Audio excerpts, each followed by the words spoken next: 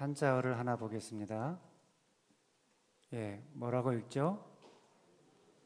한자어를 잘하시네요. 지날과 오히려유 안일풀 미칠급. 무슨 뜻이죠? 지나치는 것은 오히려 미치지 못함과 같다, 그런 뜻이죠. 적당한 것, 균형 잡힌 것이 좋지 너무 지나치거나 너무 많거나 그러면 오히려 좋지 않다, 그런 의미잖아요. 예를 들어서 비가 내리는 것은 좋습니다. 근데 비가 지나치게 많이 내리면 어떻습니까? 홍수가 나서 문제가 생기겠죠. 또 비가 지나치게 안 오면 어떻습니까? 그러면 가뭄이 생겨서 또 문제가 생기겠죠. 그러니까 적당하게 오는 것이 좋다는 거죠. 과유불급이다, 중용, 이것이 좋다, 그런 말이죠. 그런데 이런 이야기가 성경에도 나와요. 성경 잠언에 보면 아구리 기도를 하는데 이런 기도를 합니다. 잠언 30장 8절입니다. 나를 가난하게도 마옵시고 부하게도 마옵시고 오직 필요한 양식으로 나를 먹이시옵소서. 왜 이렇게 기도하는 것일까요? 그 이유를 9절에서 이렇게 말합니다. 혹 내가 배불러서 하나님을 모른다, 여호와가 누구냐 할까 하오며 혹 내가 가난하여 도둑질하고 내 하나님의 이름을 욕되게 할까 두려워함이니이다. 그래서 너무 가난하게도 마옵시고 너무 부하게도 마옵시고 적당하게 해달라는 그런 기도죠. 과유불급, 중용이 좋다는 거죠. 그런데 오늘 말씀해 보면 지나친 것을, 과하게 지나친 것을, 넘치는 것을 오히려 칭찬한 이야기가 나옵니다. 고린도후서 8장 2절 말씀을 다 같이 읽겠습니다. 시작. 환난의 많은 시련 가운데서 그들의 넘치는 기쁨과 극심한 가난이 그들의 풍성한 연보를 넘치도록 하게 하였느니라. 여기서 연보는 마게도냐 지역에 있는 교회들이, 그러니까 베레아, 데살로니가, 빌립보 같은 교회들이 연보를 했는데 그들의 모 교회인 예루살렘 교회가 심한 어려움에 빠져서 그들을 돕는 연보, 구제 연보를 했는데 그 연보가 넘쳤다는 거예요. 풍성한 넘치는 연보를 했다는 것입니다. 그러니까 구제 연보는 넘칠수록 좋다, 그런 말이죠. 왜냐하면 그러면 더 많은 사람들이 위로를 얻고 힘을 얻을 수 있기 때문입니다. 자, 그렇다면 마게도냐 교회들은 어떻게 그렇게 넘치는 풍성한 연보를 할 수 있었을까요? 그들의 환경이 참 좋았기 때문일까요? 그들 가운데 큰 부자들이 많이 있었기 때문일까요? 그렇지가 않습니다. 2절 말씀해 보면 그들은 많은 환난 가운데 있었다고 그랬어요. 환난의 많은 시련 가운데서 그랬죠. 또 극심한 가난이 그랬죠. 당시 그들은 심한 환난과 핍박을 받고 있었어요. 특별히 로마의 지배를 받으면서 원래는 그 지역이 풍성한 자원과 먹을거리가 있어서 안정된 그런 생활을 하는 곳이었는데, 그런데 로마가 그 땅을 점령하고 전복해서 금은, 구리, 광산, 그리고 삼림 이용권 등 모든 수입원들을 다 빼앗았어요. 그래서 마게도냐 지역은 정치적으로 뿐만 아니라 경제적으로도 많은 어려움 가운데 있었고 또 그 안에 신앙적으로도 유대인들의 핍박이 있어서 극심한 어려움 가운데 처해 있었습니다. 그런데 놀라운 것은 그런 상황에서, 그런 많은 환난과 시련 가운데서, 극심한 가난 가운데서 풍성한 연보를 했다는 거예요. 어떻게 그럴 수 있었을까? 내 코가 석자라는 말이 있듯이 내 형편이 어려우면, 내 상황이 지금 말할 수 없이 힘든데, 나 먹고 사는 것도 변변치 않은데, 그런데 어떻게 남을 생각하고 남을 도울 수가 있나? 더군다나 그런 상황에서 어떻게 넘치는 풍성한 연보를 할 수가 있나? 어떻게 할 수 있었을까요? 그 원동력이 뭘까요? 그들 속에 넘치는 기쁨이 있었기 때문입니다. 2절에서 그것을 이야기하잖아요. 그들은 넘치는 기쁨으로 풍성한 연보를 했다 그랬습니다. 정치적으로는, 경제적으로는, 환경적으로는 기쁨이 있을 이유가 없어요. 그런데 그들 속에 넘치는 기쁨이 있었다는 거예요. 자, 그렇다면 그들에게 있는 이 기쁨은 어떤 기쁨이었을까요? 그들 자체에서 나오는 기쁨이 아니에요. 환경에서 얻는 기쁨이 아니에요. 위로부터, 하늘로부터 내려오는 하나님이 주신 은혜의 기쁨이었습니다. 마게도냐 지역에 있는 교회들은 개척될 때부터 많은 박해가 있었고 많은 환난이 있었고 어려움들이 있었어요. 여러분, 보통은 그런 가운데 있으면, 환난 가운데, 박해 가운데, 고난 가운데, 극심한 가난 가운데 있으면 그럼 어떻습니까? 마음이 어두워지죠. 마음이 어두워지면 속에서 뭐가 나옵니까? 원망이 나오고 불평이 나오죠. 그리고 무엇보다 그런 상황이 되면 다 자기중심적이 됩니다. 자기중심적이 되고 마음이 아주 좁아지죠. 그래서 다른 사람들에게는 마음을 쓰지를 못해요. 구제는 무슨 구제에, 나 먹고 살기도 힘든데 남 구제할 형편이 아니야, 내가 오히려 구제를 받아야 돼, 이렇게 생각하기가 쉽습니다. 그런데 마게도냐 교회에 하나님의 은혜가 임하니까 그런 상황에서도, 그런 극심한 환난과 시련과 가난 가운데서도 풍성한 연보를 하게 되었다는 거예요. 은혜가 임하니까, 은혜가 머무니까, 은혜를 받으니까 극심한 가난 중에도 풍성한 연보를 했다는 거예요. 여기서 은혜는 어떤 은혜입니까? 하나님의 은혜죠. 우리를 구원하기 위해서 자신의 독생자라도 아낌없이 내어주신 하나님의 은혜, 그 하나님의 뜻을 받들어 기꺼이 자기 몸을 대속제물로 내어주신 예수님의 은혜입니다. 그 은혜를 9절에서 이렇게 말합니다. 같이 읽겠습니다. 시작. 우리 주 예수 그리스도의 은혜를 너희가 알거니와 부요하신 이로써 너희를 위하여 가난하게 되심은 그의 가난함으로 말미암아 너희를 부요하게 하려 하심이라. 마게도냐 교회가 깨달은 예수님의 은혜, 그 은혜가 뭐냐? 부요하신 분이, 참으로 부요하신 분이 자기들을 위해서 가난하게 되셨다는 것입니다. 여기서 부요하게 되었다라는 말은 부자, 돈 많은 부자로 만들어 주셨다, 그런 말이 아니에요. 이 부요는 영적인 부요입니다.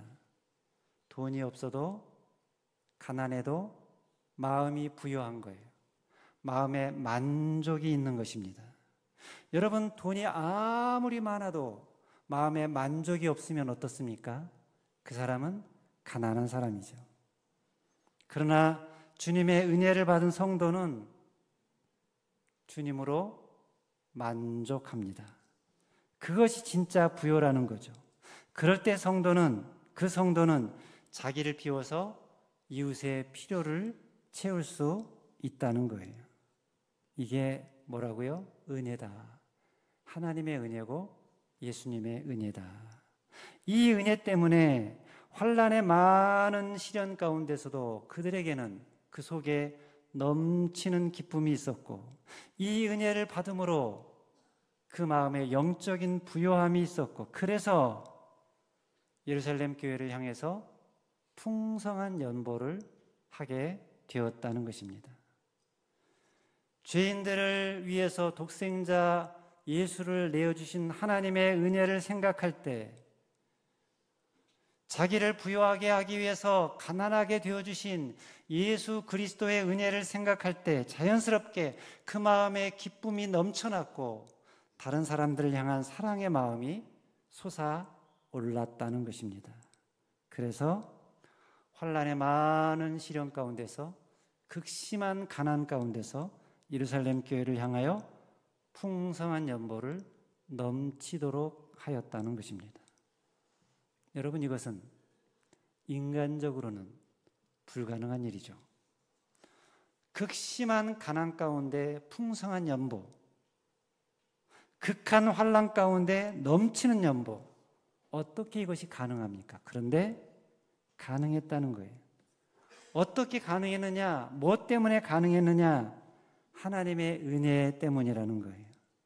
하나님의 은혜로, 하나님의 은혜가 임하자, 하나님의 은혜를 깨닫게 되자 마게도냐 지역에 있는 교회들이 많은 시련 가운데서, 극심한 가난 가운데서도 자기들의 죄를 사하여 주신 하나님의 은혜에 감격해서 기쁨으로 아낌없이 풍성한 연보를 했다는 것입니다.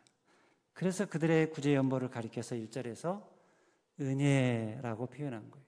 형제들아, 하나님께서 마게도냐 교회들에게 주신 은혜를 우리가 너희에게 알리노니. 우리에게 중요한 것은 환경이 아니라는 거예요. 조건이 아니라는 거예요. 조건이나 환경보다 중요한 것이 은혜라는 것입니다. 어떤 상황 가운데 있든지 은혜를 받으면, 은혜가 임하면 그 모든 상황과 환경을 뛰어넘어 기쁨으로 넘치는 삶을 살 수가 있다는 거예요. 어떤 상황 가운데서도 은혜를 품고 살면 그 마음에 기쁨이 생긴다는 거예요. 은혜가 넘치면 극한 환난 속에서도 기쁘게 나누고 섬기는 삶을 살아갈 수 있다는 거예요. 사랑하는 여러분, 여러분 스스로 한번 생각해 보시기 바랍니다. 나에게는 기쁨이 있나? 나에게는 기쁨이 있나 없나? 만약에 나에게 기쁨이 없다면 왜 기쁨이 없을까요? 내 삶의 환경이 좋지 않기 때문일까요? 많은 사람들이 그렇게 생각합니다. 환경이 좋으면 그럼 내가 기쁘게 살 수 있을 텐데 환경이 너무나 안 좋아. 기쁨의 문제를 이렇게 외부 환경의 문제로 생각을 합니다. 내가 내 마음에 기쁨이 없는 것은, 내 마음이 슬픈 것은, 내 마음이 답답하고 괴로운 것은 내 삶의 조건이나 환경이 좋지 않기 때문이라, 내가 하는 일이 생각하는 대로 되지 않고 틀려지고, 내 지금 경제 사정이 너무나 나빠져서, 그리고 부모님과 자식들과 형제들과 교우들과 학생들은 선생님과 코드가 맞지 않아서, 관계 맺는 것이 잘 되지 않아서, 그래서 내 마음에 불평이 생기고 불만이 생긴다는 거예요. 그래서 그런 외부적인 환경 때문에 슬픔과 고통 속에서 인생을 살아가는 사람들이 많이 있습니다. 그러나 아니라는 거예요. 내 마음에 기쁨이 없는 것은 외부 환경 조건 때문이 아니라는 거예요. 다른 사람이 한 말 때문에, 그들이 한 행동 때문이 아니라는 거예요. 내게 기쁨이 없는 것은 외부적인 문제가 아니라 내부적인 문제예요. 내 마음이 문제예요. 내 마음에 은혜가 없기 때문이에요. 내 마음에 은혜가 메말랐기 때문이에요. 내 마음에 은혜의 샘물이 흐르지 않기 때문이라는 거예요. 내 마음에 은혜가 없으니까, 내 마음에 은혜의 샘물이 마르니까 누가 무슨 한마디 말만 해도, 부정적인 말만 해도, 누가 어떤 거친 행동 하나만 해도 그게 내 마음에 영향을 확 줘서 나를 힘들게 하고 나를 괴롭게 하는 거죠.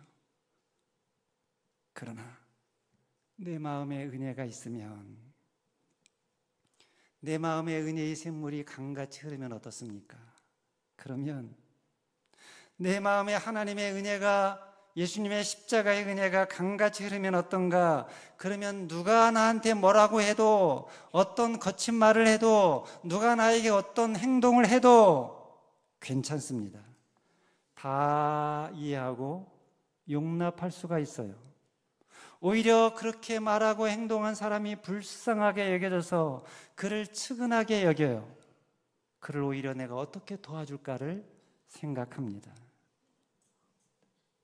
사랑하는 여러분, 여러분은 인생을 어떻게 살고 싶으십니까? 누구의 말 때문에, 누구의 어떤 행동 때문에, 일의 성취 여부에 따라, 경제적인 형편에 따라 여러분의 행불행이 좌우되고 기쁨과 슬픔이 교차되는 그런 인생을 살고 싶으십니까? 아니면 어떤 환경에서도 넘치는 기쁨으로 오히려 남을 생각하며 배려하며 섬기며 살고 싶으십니까? 마게도냐 교회 교인들처럼 사시기를 바랍니다. 아무리 조건이 좋지 않아도, 아무리 환경이 어려워도 하나님으로 인해, 예수님으로 인해 얼마든지 기뻐하며 사는 분들이 되시기를 바랍니다. 극한 환난과 가난 중에도 넘치는 기쁨으로 마음껏 다른 사람을 도우며 섬기며 살아가는 분들이 되시기를 바랍니다. 그런데 여기서 우리가 한 가지 오해하지 말아야 할 것은, 바울이 지금 이 연보 이야기를 하는 것은, 이 내용을 기록해서 우리에게 알려준 것은, 그 이유가 우리도 그들처럼 헌금을 많이 하라고 독려하기 위해서 기록한 것이 아니라는 것입니다. 그것은 오해입니다. 물론 우리가 어떤 일이 생겼을 때, 누군가 어떤 극한 어려움에 처했을 때 그들을 돕자고 독려하는 것은 필요하죠. 그러나 교회를 화려하게 꾸미고 더 크게 확장할 목적으로 헌금을 독려하기 위해서 오늘 본문 말씀을 사용하는 것은 본래 의도에서 벗어난 것입니다. 그러라고 지금 바울이 연보, 헌금 이야기를 하는 것이 아니라는 거예요. 바울이 지금 이 내용을 기록하고 말하는 것은 헌금을 독려하기 위해서가 아니라 믿는 자들의 삶의 자태가 어떠해야 하는지를 알려주기 위해서입니다. 마게도냐 교회가 구제연보하는 모습을 통해서 믿는 자들의 삶의 자태가 어떠해야 하는지를 알려주고 있다는 거예요. 하나님의 사람들이, 하나님의 은혜로 사는 사람들이 어떻게 경제적인 삶을 살아야 하는지를 구제 헌금하는 것을 통해서 알려준 것입니다. 믿는 자는 구제를 하더라도 그 마음이나 방식이 세상 사람들과 근본적으로 달라야 한다는 것입니다. 여러분, 구제는 교회만 하는 것이 아니죠. 믿는 자들만 하는 것이 아니죠. 믿지 않는 자들도 합니다. 교회 밖의 사람들도 많이 합니다. 그런데 세상이 하는 구제의 공통점이 무엇입니까? 언제 구제를 합니까? 나 자신이, 우리 자신이 먹고 사는데 지장이 없을 때 합니다. 내 배가 고픈데 남의 배를 채워주는 사람은 많이 없습니다. 나부터 채우고 여유가 있을 때 남을 돌아보는 것이 세상의 구제입니다. 그러니까 내가 먼저 즐거워야 하고, 내가 행복해야 하고, 내가 보람을 느껴야 남을 돕게 된다는 거죠. 이것이 세상의 공통점입니다. 그런데 마게도냐 교회가 보여준 구제는 달랐다는 거예요. 환난 가운데서, 극심한 시련 가운데서, 극한 가난 가운데서, 자기도 먹기도 힘든 상황에서 넘치도록 연보를 했다는 거예요.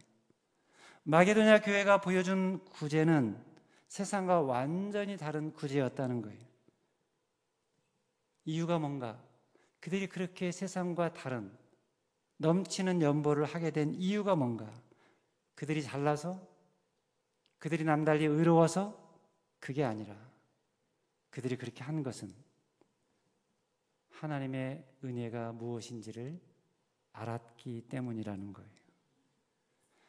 하나님의 은혜를 알게 되니까, 그리스도의 은혜를 깨닫게 되니까 자연스럽게 그런 행동이 나오게 되었다는 거예요.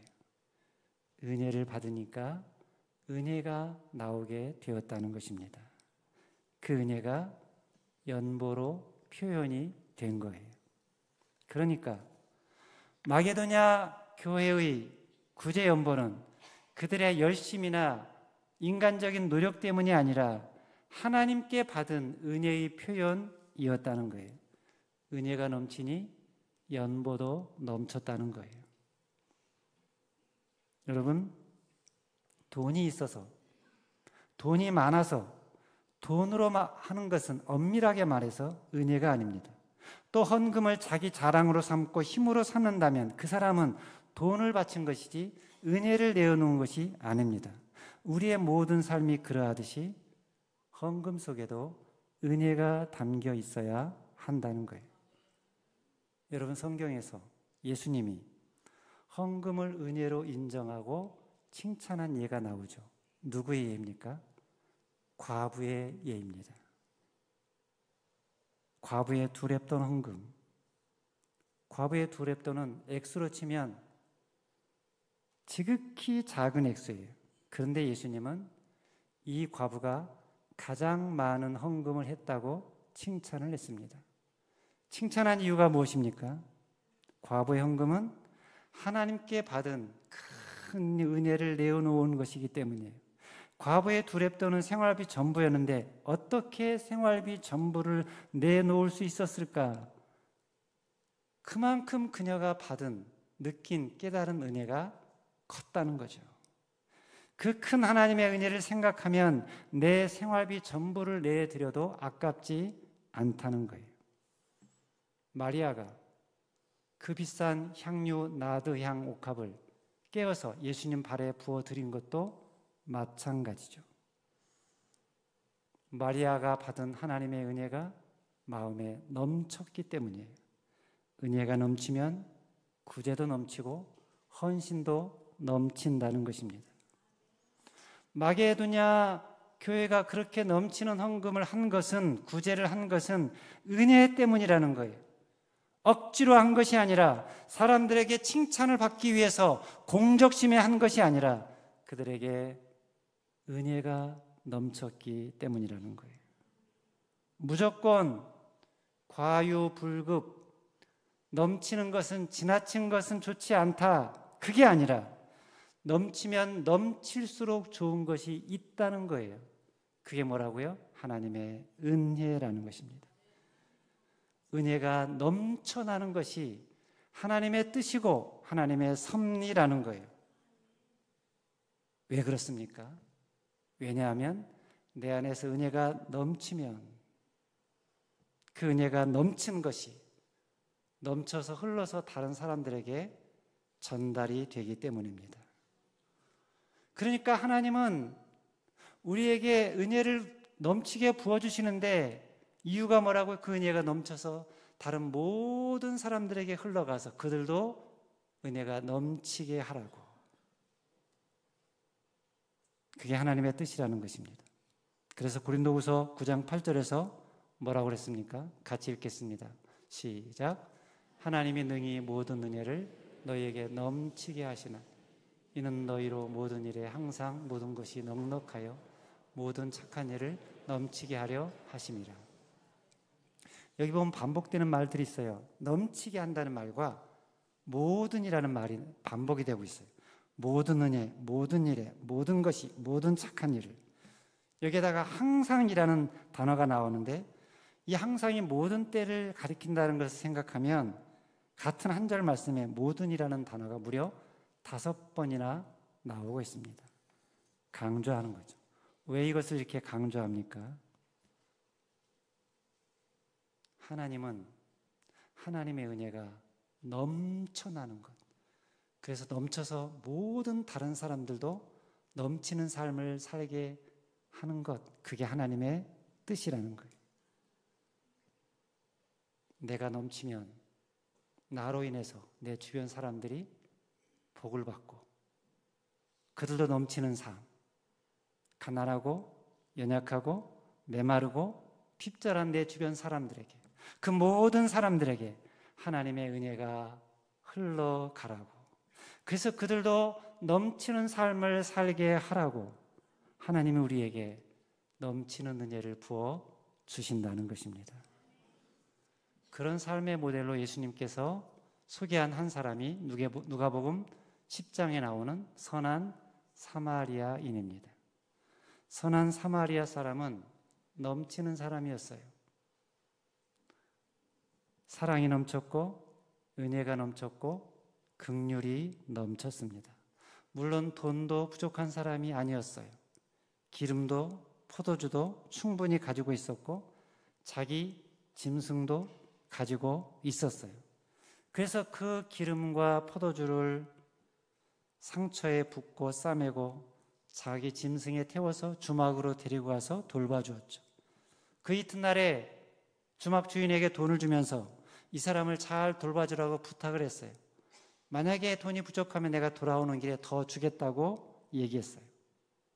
그가 완전히 회복될 때까지 그의 삶을, 강도 만나 거의 죽게 된 사람의 삶을 완전히 책임져 준 것이죠. 그가 그렇게 한 것은 그가 넘치는 사람이었기 때문입니다. 사랑이 넘쳤고 은혜가 넘쳤고 그리고 돈도 포도주도 기름도 나귀도 넉넉하게 가진 사람이었어요.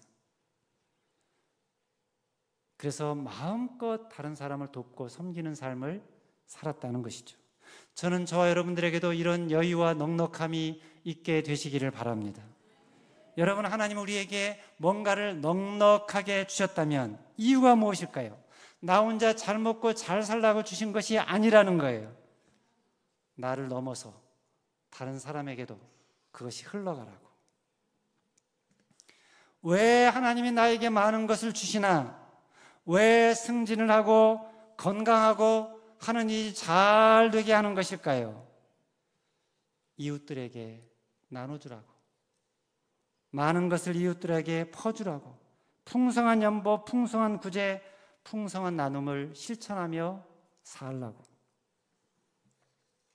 그런데 놀라운 것은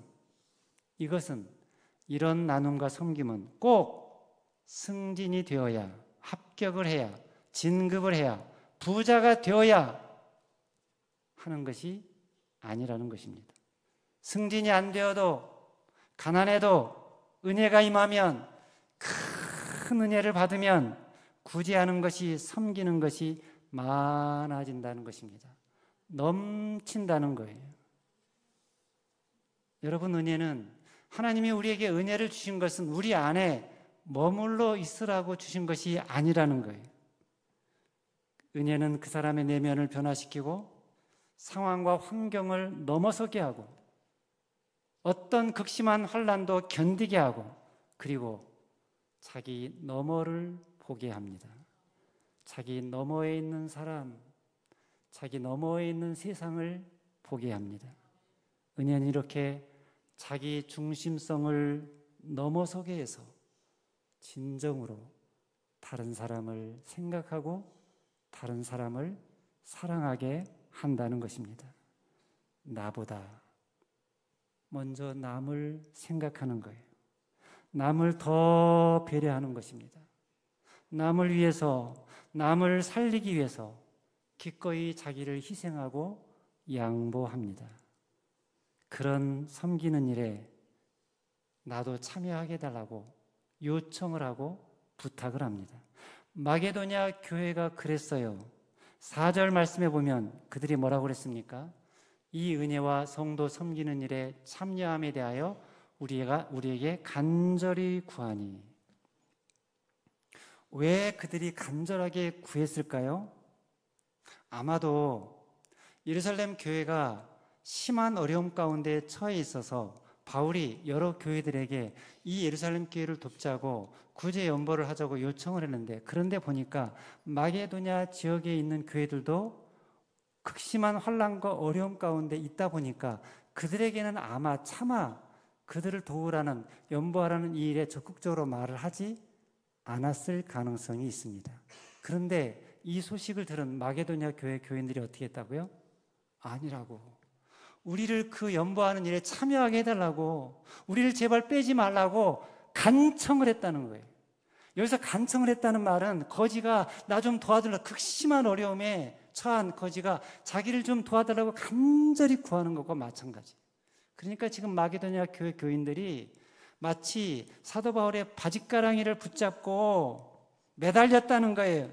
제발 자기들의 연보도 받아달라고, 이 구제 연보 사역에서 자기들을 제외시키지 말아달라고 간청을 했다는 거예요.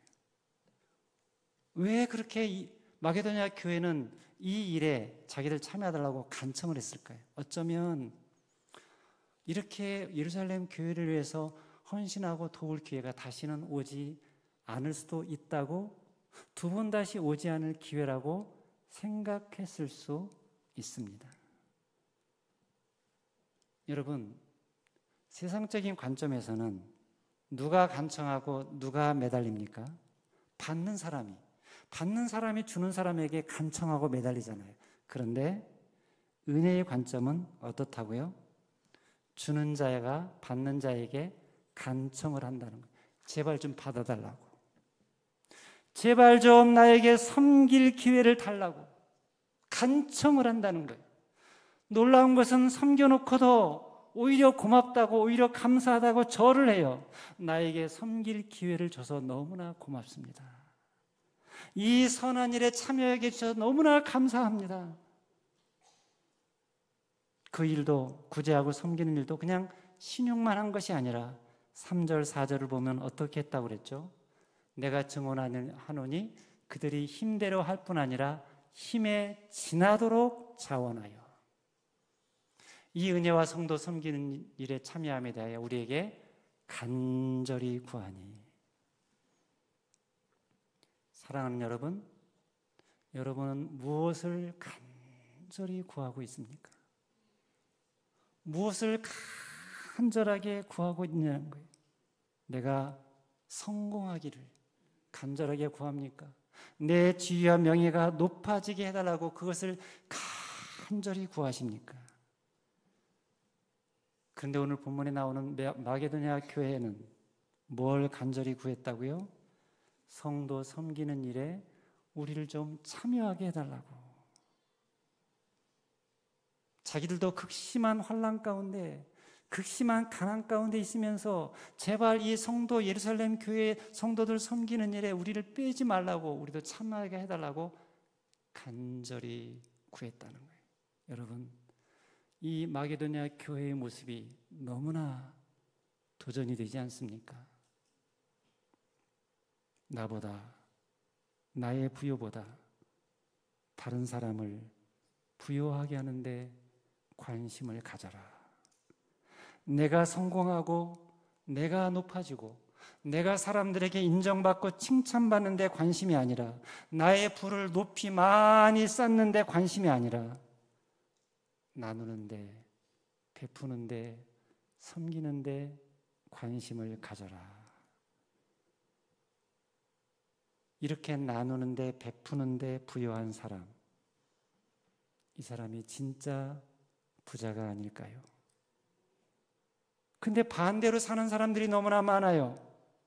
쌓는데, 모으는데 관심을 갖고 나누고 베푸는 데는 너무나 인색한 사람들이 있습니다. 나는 어떤 사람인가?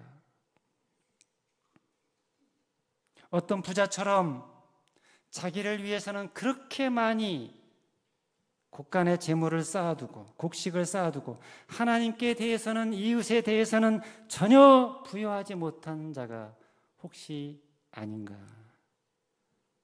여러분, 성경은 우리가 재물을 많이 모으는 것, 쌓는 것을 결코 거부하지 않습니다. 그렇지만 오직 자기만을 위해서 쌓아두는 것은 거부합니다.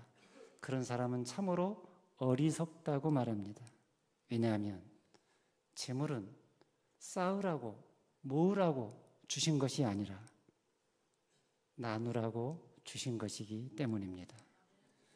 오늘 본문에 나오는 마게도냐 교인들은 자기들을 위해서 쌓아둔 재물은 없었지만 나눌 재산은 넘쳤습니다. 자기들은 가난하면서 남을 부유하게 하는데 넘치는 기쁨을 가지고 있었다는 것입니다. 여러분 가정에서 평생 그렇게 사신 분들이 있죠. 누굽니까? 여러분들의 부모님들입니다. 부모님들은 자기는 못 먹어도, 자기는 배가 고라도 자식을 건강하게 부유하게 잘 먹이는데 온 힘을 기울이는 분들이죠. 놀라운 것은 교회 안에서도 그렇게 남을 부유하게 하기 위해서 자신은 가난하게 사는 사람들이 있다는 것입니다. 저는 저와 여러분들의 삶도 그렇게 될 수 있기를 바랍니다. 마게도냐 교인들처럼 나는 어려워도 남이 잘 되고 남이 부유하게 되는 것을 기쁨으로 여기는 사람, 그래서 그 부유하신 분이 우리를 부유하게 하기 위해서 가난하게 되신 예수님을 생각나게 하는 사람, 그런 사람들이 저와 여러분들 되시기를 주님의 이름으로 축원합니다. 기도하겠습니다.